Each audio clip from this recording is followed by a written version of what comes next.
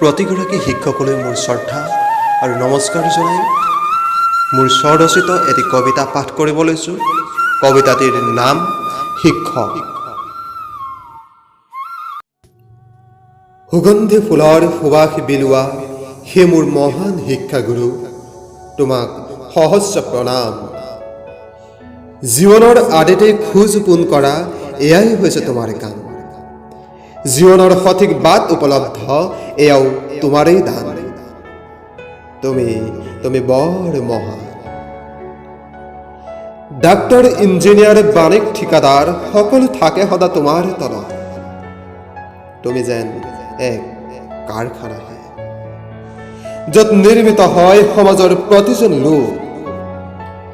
কেৰাণী, মহৰী, doctor, engineer, বিধায়ক, বিচাৰক, মন্ত্ৰী, আমোলা সকলোতো তোমাৰেই সৃষ্টি।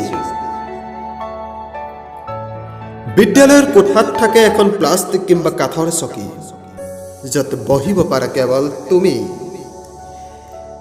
এক দুই অ আ ক খ শিকাই আৰম্ভ কৰা আমাৰ জীৱন বুনিয়াদ। জ্ঞানৰ হাতুৰিৰে কোবাই কোবাই গঢ়ি তোলা সমাজত একোজন মানৱ সম্পদ। কিন্তু তুমি গঢ়া বৰ মানুহে আজি তোমাকেই গুৰুত্ব নিদিয়ে। সকলো আজি নিজ কামত ব্যস্ত হৈ পৰে মহা স্বাৰ্থপৰ। তোমাক সন্মান কৰিবলৈও বছৰত কেৱল এটাই দিন, ৫ ছেপ্টেম্বৰ। হাতত এটা ফুলৰ থোপা, লগত এটা কলম। এয়াই হৈছে তোমালৈ সন্মান।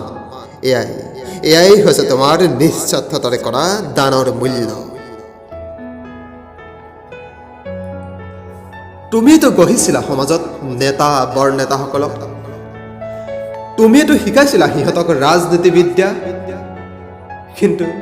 কিন্তু তোমাৰে পৰা অৰ্জিত সুবিদ্যাৰে আজি প্ৰতিক্ষণে কৰে তোমাকেই অপমান। এয়াই আমাৰ শিক্ষক সমাজৰ দুৰৱস্থা। তুমিতো কাহানিও কাকোই শিকোৱা নাছিলা দুৰ্নীতি কৰিবলৈ। কিন্তু কিয় আজি পেঞ্চনৰ টকা কেইটাৰ বাবেও তুমি হ'ব লগা হয় দুৰ্নীতিৰ বলি? এই সকলো দেখি শুনিও তুমি থাকা নিমাত নিস্তব্ধ। তুমি সঁচাই বৰ মহান। তোমালৈ মোৰ শত কোটি প্ৰণাম।